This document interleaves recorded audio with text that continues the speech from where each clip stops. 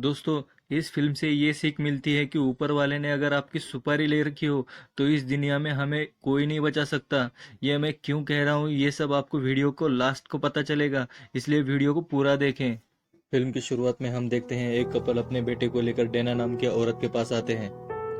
Dana के पूछने पर वो कपल बताते हैं कि उनके बेटे ने कुछ लोगों के पास से एक हार चुराया था, तब से इसके साथ ये सब होना शुरू हुआ है।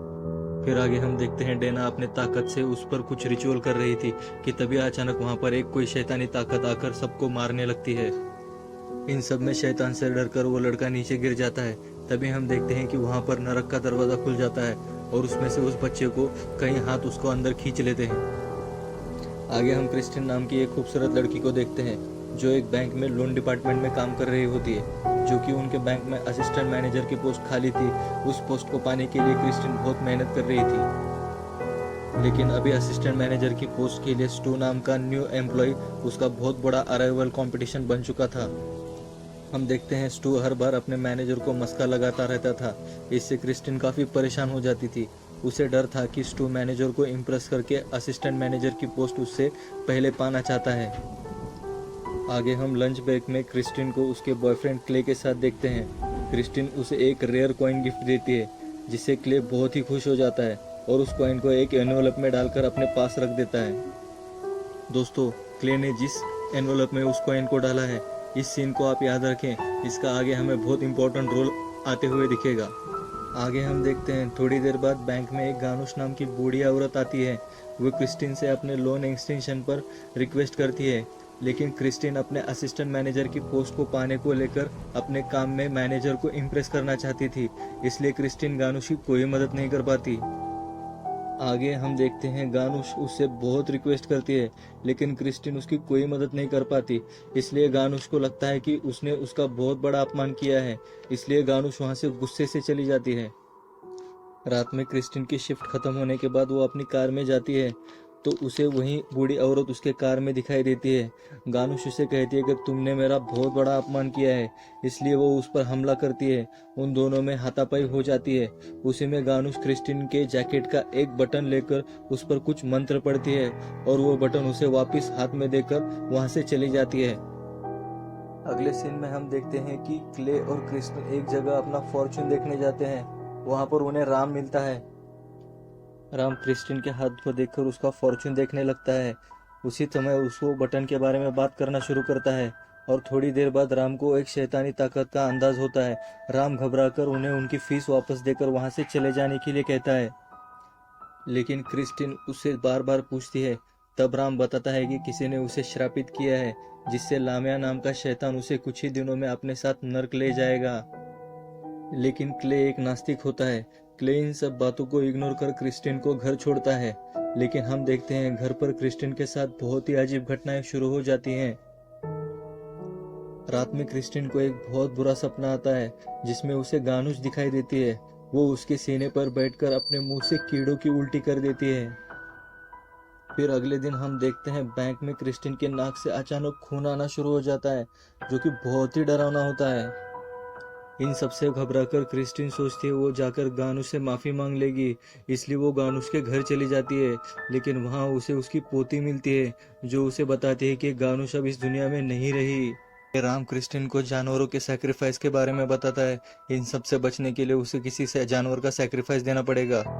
अगले सीन में हम देखते हैं घर आकर क्रिस्टिन को वो शैतान बहुत मारता है, पूरा घर तबाह कर देता है। इसलिए घबराकर क्रिस्टिन अपनी बिल्ली की कुर्बानी दे देती है।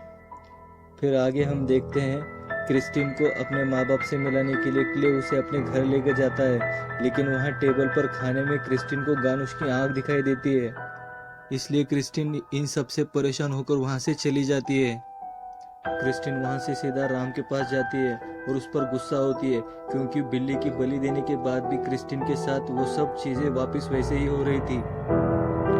तो फिर राम उसे मिस डेना के बारे में बताता है, जो उसे बचा सकती है। डेना की फीस देने के लिए क्रिस्टिन को पूरा सामान बेचकर भी पैसे जुटा नहीं पाती, तो क्ले उसकी मदद कर देता है।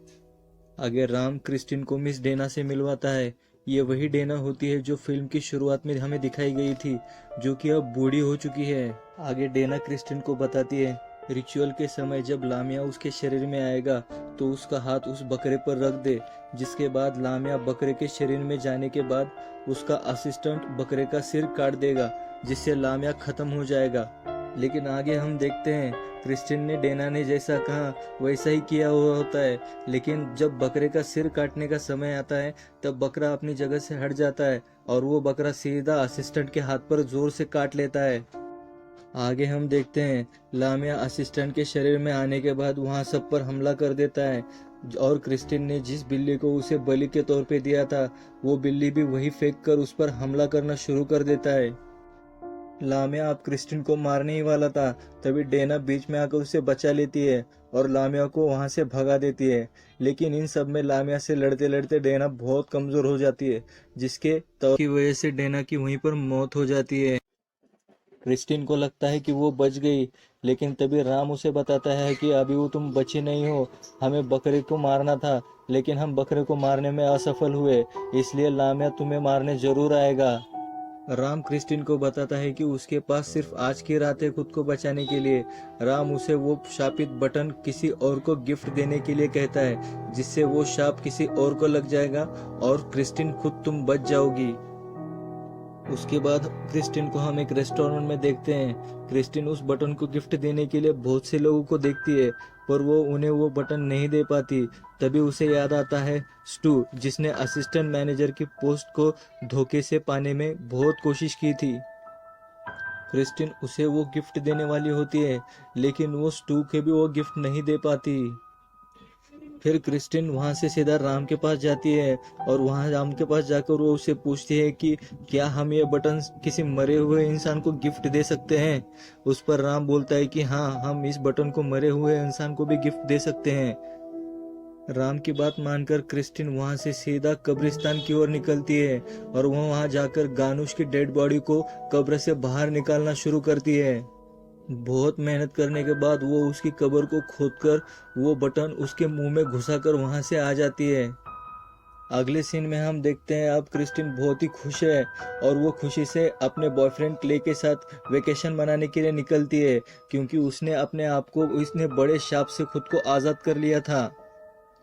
अगले सीन में हम देखते हैं रेलवे स्टेशन पर क्ले क्रिस्टिन से मिलता है और वहां पर क्ले उसे अपनी गलती के लिए माफ़ी मांगते हुए अपने जेब में से एक एनवलप निकालता है जिसमें वही शापित बटन होता है। तभी उस बटन को देखकर क्रिस्टिन के पैरों तले जमीन खिसक जाती है और वो घबराकर रेलवे प्लेटफॉर्म पर गिर जाती है। तभी हम देखते हैं कि वहां पर वैसे ही हेल का दरवाज़ा ओपन होता है, जैसे कि हमें फिल्म की शुरुआत में दिखाया जाता है, और वैसे ही उस लड़की की तरह ही लामिया क्रिस्टिन को अपने साथ हेल में लेकर वहां से चला जाता है। तो दोस्तों, ये कहानी थी ड्रैग मी टू हेल की, लेकिन हम इसके बारे में और आगे बात करते हैं। दोस्तों, अगर वो बटन क्रिस्टिन ने गानुश की कब्र में उसके मुंह में रखा था तो वो क्ले के पास कैसे आया? दरअसल फिल्म में हमें दिखाया गया है जब राम क्रिस्टिन को वो बटन एनवलप में डालकर देता है, तब गाड़ी में क्ले और क्रिस्टिन जब जा रहे होते हैं तभी रास्ते में उनका एक छोटा सा एक्सीडेंट हो जाता है। उस एक्सीडेंट में क्रिस्टिन का एनवलप नीचे गिर जाता है और उसी में दूसरा एनवलप के साथ वो एक्सचेंज हो जाता है।